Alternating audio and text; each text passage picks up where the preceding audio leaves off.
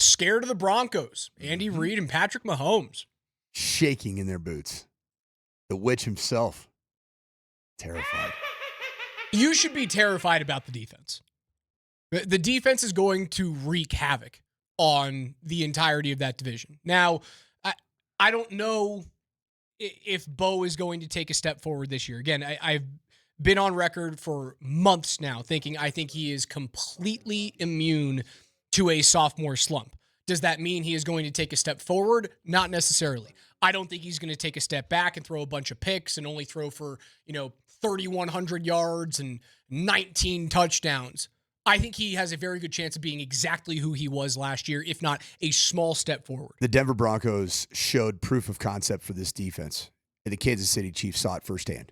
In their first matchup, that was a clinic from a defensive standpoint for the Denver Broncos at a building that has been a house of horrors for them.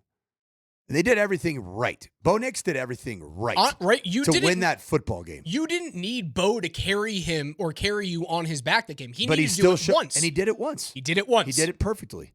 We actually worked on 2-minute drill last night, and I installed the 2-minute concept. And I reminded our quarterbacks at the high school level, I asked the question, like, hey, in 2-minute drill, there's 1 minute and 18 seconds left. Watching the NFL, what do the quarterbacks do typically in 2-minute drill to start a drive? One of my quarterbacks goes, throw a deep ball. I'm like, no, wrong answer. Checkdowns. That's what Bo Nix did, man. Your eyes are downfield. Check down, Charlie. It moves the sticks. You get in field goal position. Typically in those 2-minute drives, you just got to get about 25 to 40 yards to set up the would-be go-ahead field goal. Seconds are far more valuable in a 2-minute drill than yards. I always say time over distance. Time over distance. That's time is greater than the need of distance. And that's what Bo Nix did beautifully in that game. I have this feeling right now, Raj, okay? And I've had it a little bit for the last... Remember I predicted last year on the morning sprint? I don't know if we were morning sprint yet, if we were still Dempsey and Company, but I predicted the Denver Broncos were going to win in Kansas City. And everybody thought I was nuts because the line was fairly significant. The Broncos hadn't really rounded out into form quite yet. And I just saw some indicators. But the other reason I thought the Broncos were going to win it at Arrowhead or Geehaw is because I thought the Chiefs, my eyes are telling me right now that the Chiefs have an arrow that is going to be consistently pointing slightly down. Colin Cowherd agreed with me. I think Kansas City, the dynasty part is over. They may win a Super Bowl, but I think their division's too good to be a dynasty. Kansas City deserves all the credit in the world. They've taken advantage of Justin Herbert with bad coaches. They've taken advantage of Denver in a rebuild and the Raiders in a perpetual rebuild. They deserve credit for all of it. But there's never been a division with 4 head coaches that have been to a Super Bowl. I mean, the Raiders now have Tom Brady overseeing it, Pete Carroll, Chip Kelly, and the very competent Geno Smith. Would you be shocked if the Raiders split every series in the division? I would not. And Bo Nix, year 2 with Sean Payton. He made the playoffs as a rookie. I mean, and they got money now. Kansas City doesn't have the money to go buy Hufanga and Greenlaw. Denver does. So and I'll give Kansas City all the credit in the world. But last year, 5 of their wins in division, all of them 1-possession games. Denver's going to be noticeably better. The Raiders are going to be significantly better. And Jim Harbaugh's career, year 2, everywhere he's ever been. Year 1, he changes the culture. Year 2, he changes the personnel. He needs 2 years of drafting, 2 years of free agency. My eyes tell me what Colin Cowherd said is 100% accurate. But my heart and probably my fear says don't put that out into the universe quite yet, that the dynasty is over. Because they still have Patrick Mahomes. They still have Chris Jones.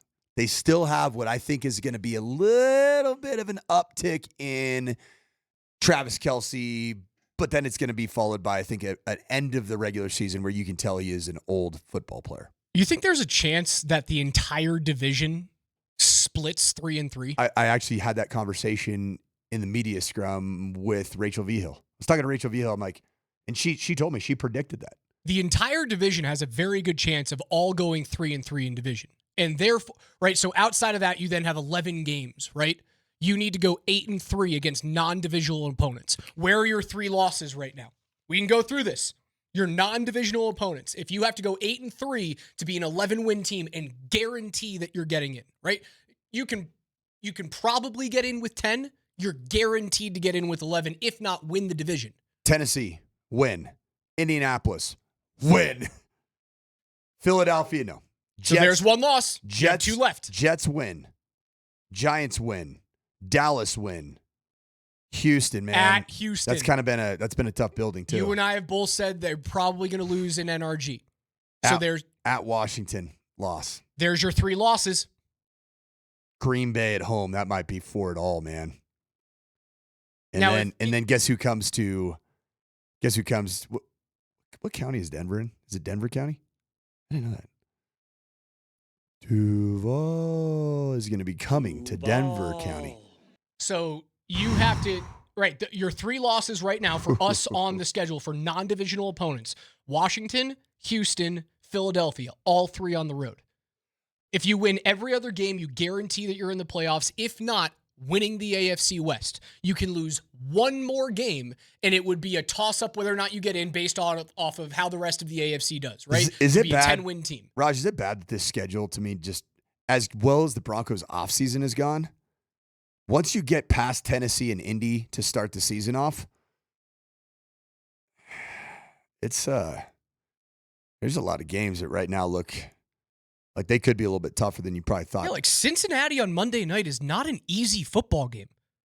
It's not. I know the defense sucks, and they got walked all over last night by Tanner McKee. Any relationship to D-Mac out there, Tanner? No, Tanner McKee, Stanford Cardinal quarterback. They get walked all over by a guy who I'll never say his name ever again in my life, Tanner McKee. So, like, that defense sucks, but Joe Burrow, Jamar Chase, and T. Higgins should scare the living crap out of me. Why did they all play last night, by the way? I kind of loved it. They were amazing. 4 receptions for Chase, 72 yards, a touchdown. Burrow goes 9 of 10, 123 yards, 2 touchdowns. All right, see you guys later. I'm out. I actually like that.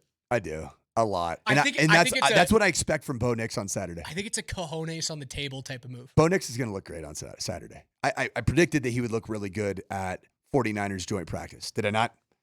I predicted it. Why? Because it's really nice to see a defense not named this one.